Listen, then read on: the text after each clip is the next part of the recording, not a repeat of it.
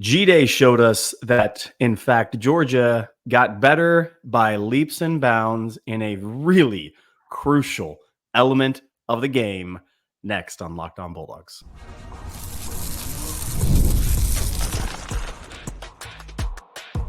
You are Locked On Bulldogs, your daily podcast on the Georgia Bulldogs. Part of the Locked On Podcast Network, your team every day.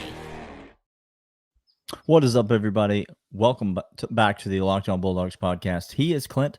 I am Daniel. Today's episode brought to you by the fine folks over at FanDuel, FanDuel.com/lockedon to get your bonus. More on FanDuel in a second. I'm not going to lie to you, Clint. The new intro still catches me off guard a little bit. It's a nice little, listen, we've been out here a minute. It's about time we got a little bit of a fresh beat going in the intro. I don't mind it. Listen, we're here talking about G-Day. Some of you might be listening to this on a Tuesday night. Some of you may not be listening till Wednesday, but sorry for the late publish today. But we're out here and we're talking about things that we saw. The most entertaining Georgia game I've seen, honestly, in quite some time, and that includes some regular season games. That was my take last time. We talked about Colby Young, the touchdown maker, Clint. I'm just going to say 10 touchdowns. We're just going to start saying 10 touchdowns. The man's going to get 10 touchdowns this year. Give me my Stanley Cup and let me manifest it together with all my people. Sure. Is that the hockey trophy or the trendy mug that you're talking about? It is the trendy mug I'm talking about. Yes, okay, great. You don't have a playoff beard, so you cannot get the other Stanley Cup. But I can't. People love this banter. Today, we're talking about the defense. And Clint, I want to jump right in because I don't want to waste the good people's time. God forbid that we have fun on our podcast. How dare you? The defensive backs, Clint. This is where I want to start. It's where I want to hang out. I would like to pitch a tent here. I'd like to spend some time here because it was a big point of concern coming into the season. Yes. Who's going to play? Where are they going to play? What's it going to look like? And then, oh, by the way, the one steadying force in that defensive backfield, the one guy you can depend on, Malachi Starks, he's not out there. Fortunately, going to be back for the season, so all is well there. But we were going to get a long look at a lot of guys, Clint. And this just in.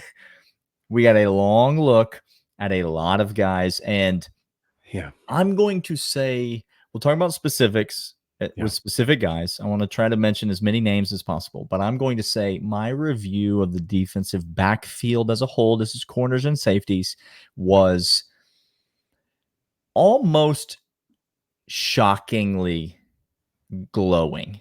Like, I was almost blown away, like to the point of being floored with how well the defensive backs looked in this particular contest. Clint, am I crazy? Like, you looked back there and you said, wait, who's making those plays? Who's okay, coach. Okay, I see you, new coach. I see you. Come on over. No, this unit as a whole showed me, Daniel, there was a couple things at G-Day that gave me hope that our title aspirations are firmly in view. And a large majority of that actually, quite frankly, hinged on the defensive performance and the defensive backs in particular, because if you know the kryptonite, that didn't really stop us 2 national championships. Alabama game, they shoved it down our throat to end our season, but Ohio State, generational quarterback and wide receivers able to throw, and we lost 2 safeties that are key, and a bunch of transfer guys went out, and the cornerback position was question mark all the way through. It was our weakest question, our weakest position group, I think, by far. But Daniel, no, as a whole, I came away thinking, never mind. This might be a unit that is beyond competent, not just can hold their own. No, we've left competent long behind us. I want to start. We're going to get to the corners, and I think we'll talk about, again, as many names as possible. But I really want to start with who I thought, to me, was the defensive MVP of the game. And maybe that's crazy. But I think when you look at the expectations for him, especially from you and I, just being totally honest, they're very low. Versus how he performed in this game. Jonel Aguero came out here in this contest, Clint, and I thought he looked fantastic. Now, he did get beat on some plays. Like he's matched up against Dom Lovett. That's a tough cover, Clint. Like that, I'm not sure if you're aware, but Georgia has some pretty good receivers. I honestly expected the DBs to get torched in this game, and for you and I to be coming on this podcast making some excuses like, hey, don't worry, it's some really good receivers that Georgia has. But I thought Aguero at the star position really held his own, and more than held his own. I go late in the game, and offense trying to make a play, trying to move the ball down the field. He jumps a little stop route. This was on the first 2-minute drive that Carson Beck and company failed to convert when they should have lost the game. The defense should have won the game. If it were a real game, Kirby would have taken a knee there, run the ball, and the game would have been over. Jonel Aguero made an incredible play coming through the wide receiver, got a hand on the ball. I thought he was physical. I thought he was in position. I thought down the field, up near the line of scrimmage. I really liked what I saw out of him. What a difference a full year in this system made for this young man. And Clint, if he secures that star position, if Jonel Aguero is your star, and now all of a sudden Georgia fans are like, if we can feel good about that moving forward, boy, does that open up the doors. It just, there's so many other positions that feel a little bit like, okay, we've got lots of options now. We can go to second safety. Who's that going to be? Second corner. Who's that going to be? We've got plenty of options because we have a guy who's come in and maybe secured that spot. Did you see the same things that I saw out of Jonel? 3 positions that are crucial for Georgia's defense. The 2 inside linebackers, I'll just say inside linebackers, take over the field, and those have to be the studs. The jack position and then the star position, Daniel. These are 3 crucial elements within the success of what Georgia wants to do in the scheme that we run. And Aguero just, in my mind, leapt ahead in that star position battle. Look, I know that we got all studded freshmen. I know that we got a lot of safeties. I know we got talent back there. But again, the thing that you and I questioned was not his speed and athleticism and hunger. All of those were there. It's, can he put it together? Can he mentally get into the game? And then can he go ahead and pop when he needs to pop and stick in the hip of a defender when he needs to? And man, I'll tell you what, Dante Williams has been all over the place with this cat, trying to get him into a coaching scheme because he looked every bit of a standalone. I have this on lockdown. I can come down to the box and bang. I can go back. I could run with a guy. I echo what you're saying. And Aguero, we were thrilled coming out of high school. We thought all the recruiting services and all the guys said, this guy is, look out for him to be a stud. And we saw a little bit of a fizzle year 1 from him. Again, admittedly, it's hard. It's very difficult. Kudos to the kid for just putting his head down and working, sticking it out. He didn't need to run off to greener pastures. The kid wants to be coached. He wants to get better. He wants, and you're seeing it pay off, and it's going to pay huge dividends for the young man. I remember a year and a half ago, we had recruiting expert John Garcia on the podcast. Shout out to John. Love him. But had him on, and he could not stop talking about this kid. Could not stop. Everyone else raving. We had. The CJ Allens of the world. He's like, Mike Hill Williams, like, great. That's cool. That's great. Keep him.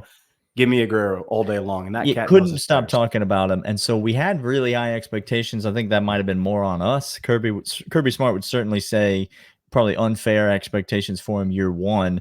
Similarly to probably how we have unfair expectations for KJ Bolden year 1, but that's maybe for the second segment. But Aguero, kudos to him. Thought he played absolutely exceptional. Lots like I said, frees up a lot of space for a lot of other guys at a lot of other positions who we're going to talk about moving into segment 2 right after these.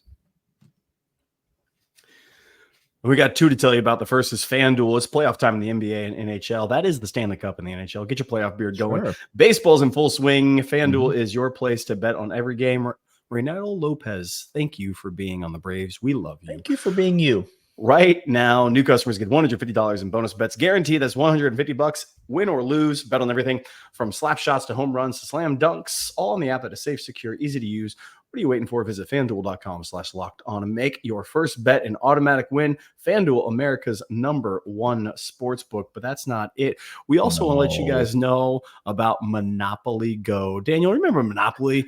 Just the time in which you and I think are outlawed to play Monopoly together. Yeah, because of how competitive. It's going to end in a fight.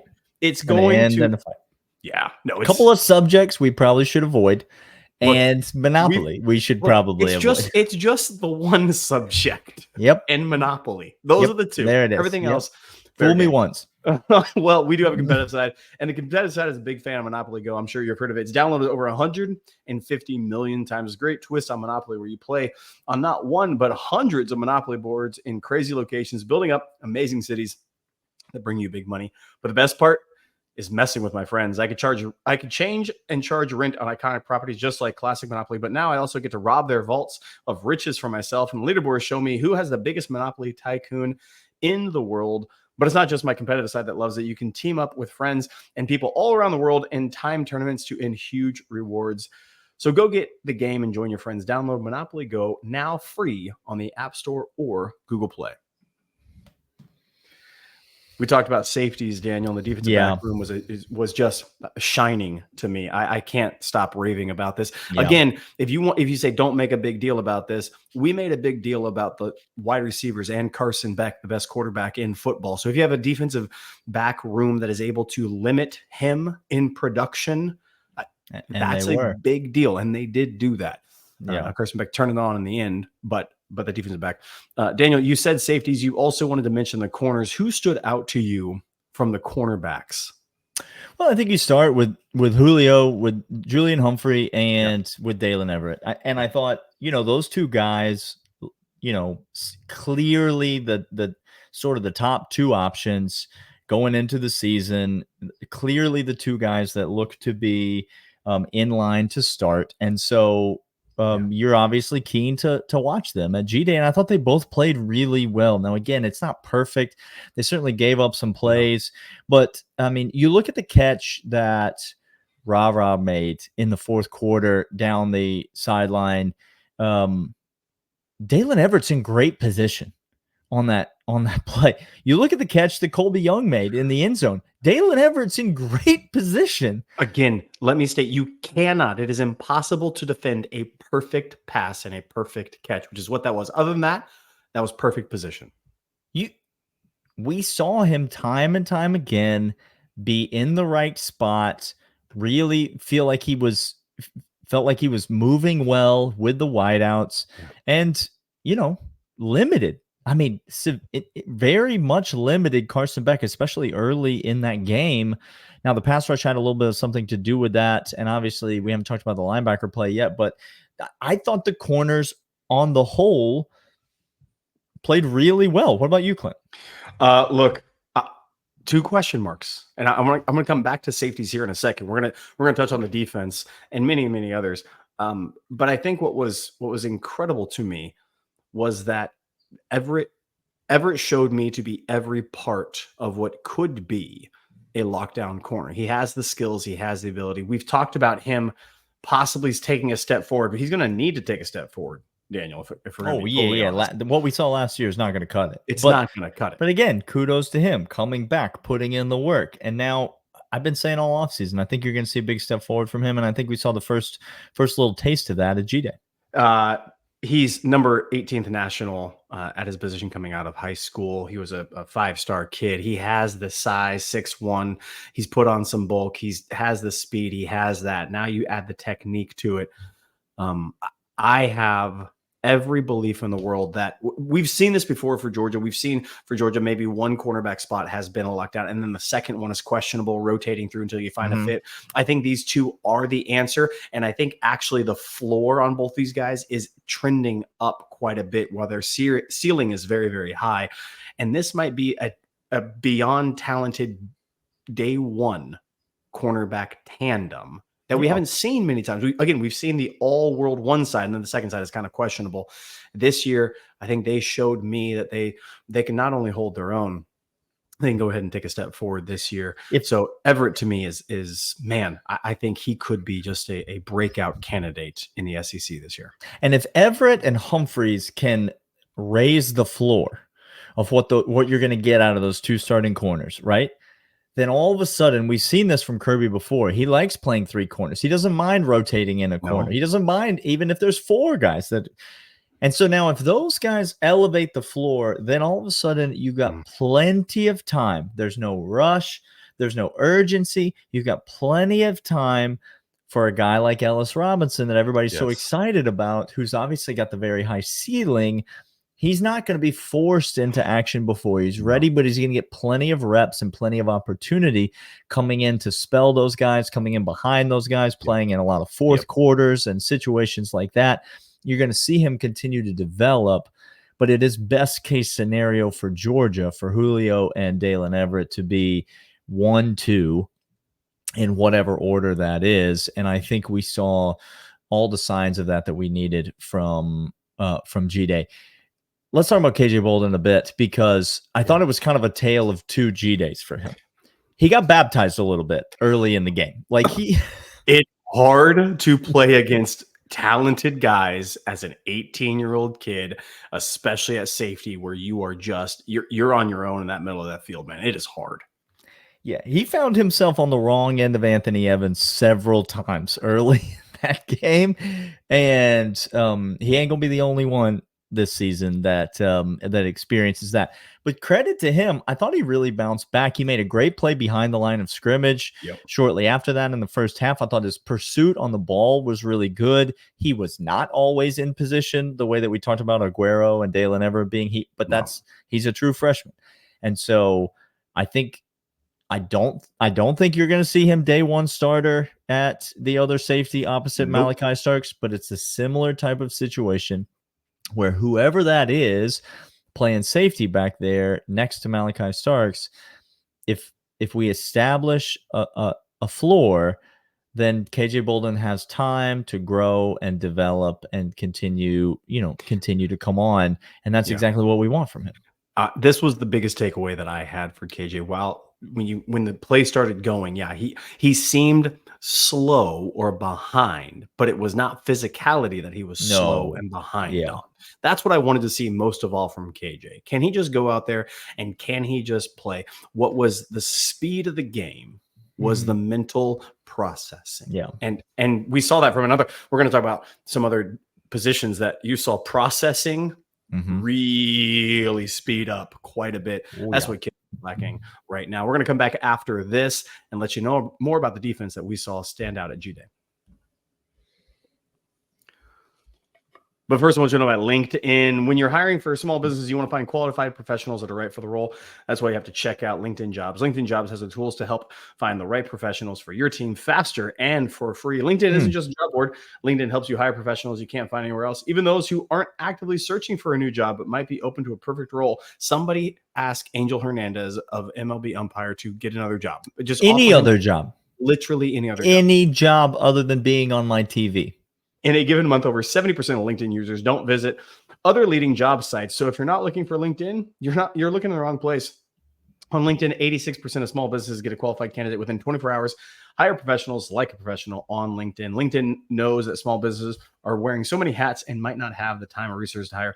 LinkedIn is constantly finding ways to make the process easier. They even just launched a feature that helps you write job descriptions, making the process even easier and quicker. 2.5 million small businesses use LinkedIn for hiring. Post your job for free at linkedin.com/lockedoncollege. That's linkedin.com/lockedoncollege. Post your job for free. Terms and conditions apply.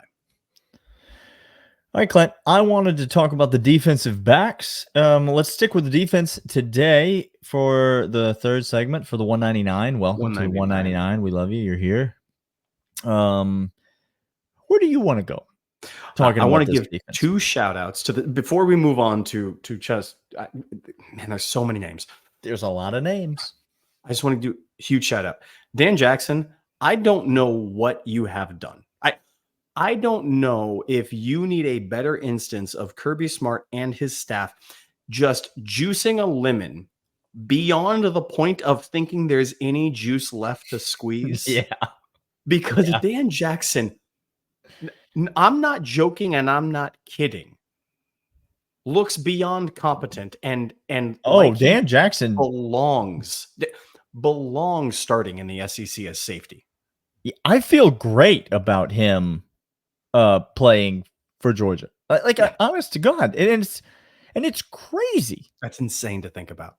Yeah. That's insane to think about. Yeah. We've had success of doing that. So Dan Jackson, Pope also. Jake Pope. I was going to say, you got to mention Jake Pope. Man out there playing with a club almost had a pick 6. That's what I mean. Like there is just an abundance of riches and a huge developmental ability in the defense. Kyron Jones, I thought, played well in this game. Like there's a lot of names. There's a lot of names. David Daniel obviously is back there. Like there's a lot of guys that are going to be competing. That's why I say it's so huge. If Aguero is going to lock down that star position, it's so huge because now it's just the best guy. Plug him in opposite Malachi Starks, and we roll. And if we need to continue to revolve that, and if Kyron Jones needs to come in and spell Aguero from time to time at star, that's great. But you're able to just go with your best 5 or 6 back there in the defensive backfield, and that is that's huge. All right, where do you want to go next? Not the defensive back. I mean, okay, talk about CJ Allen. Okay, thank you.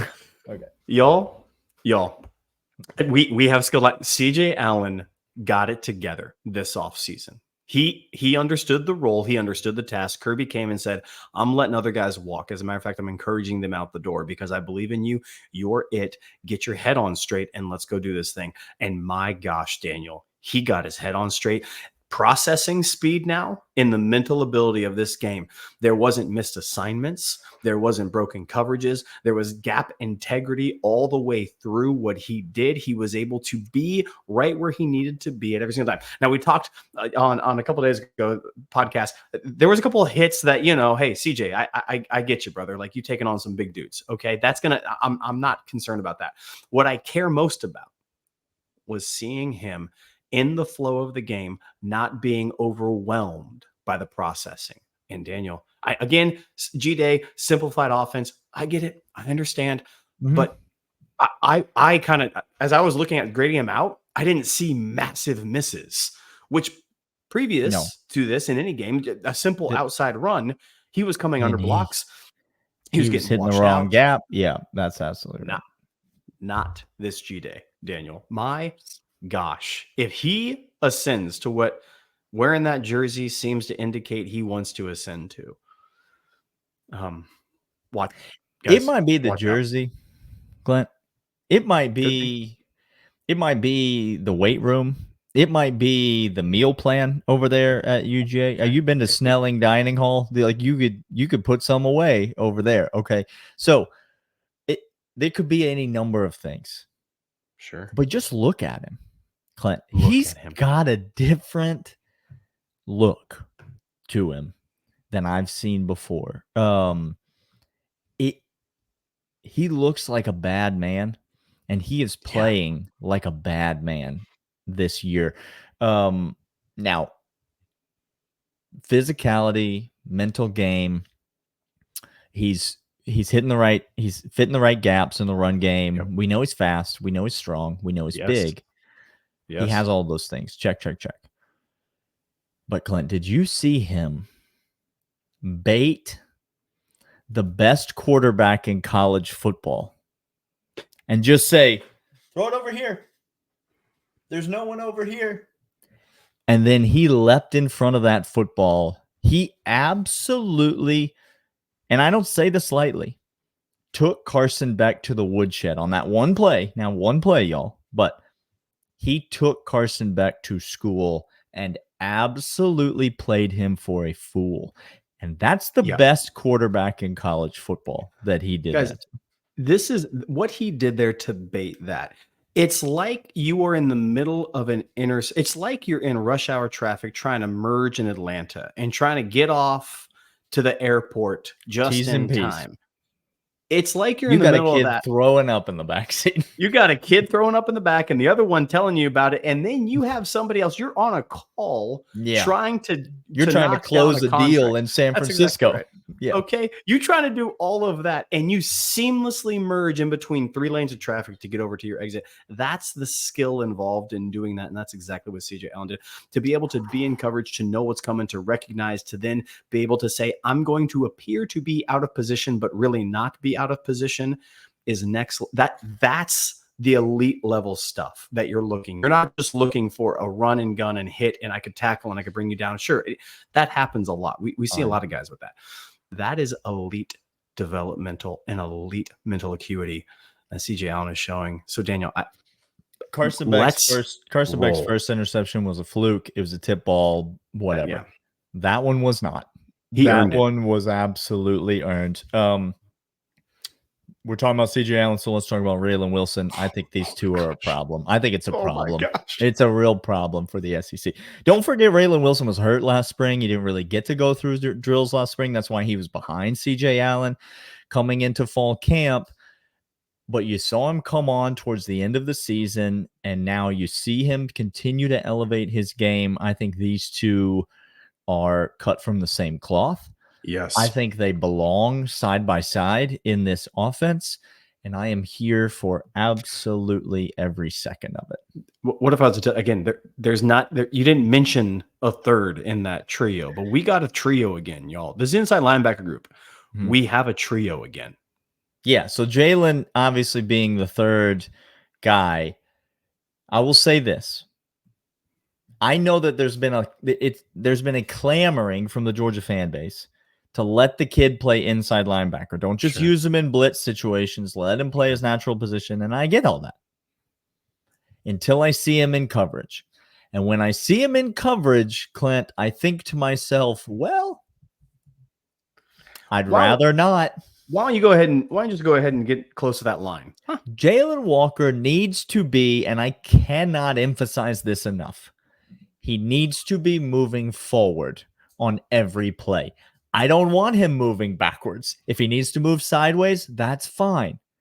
I'll let him move sideways. It's great. But I need him moving forward on every play. And so, to me, yes, there is a 3-headed monster in that inside linebacker room. But to me, 2 of them are built different. Yes. And Jalen Walker is also built different. He is an elite. He has an elite skill set.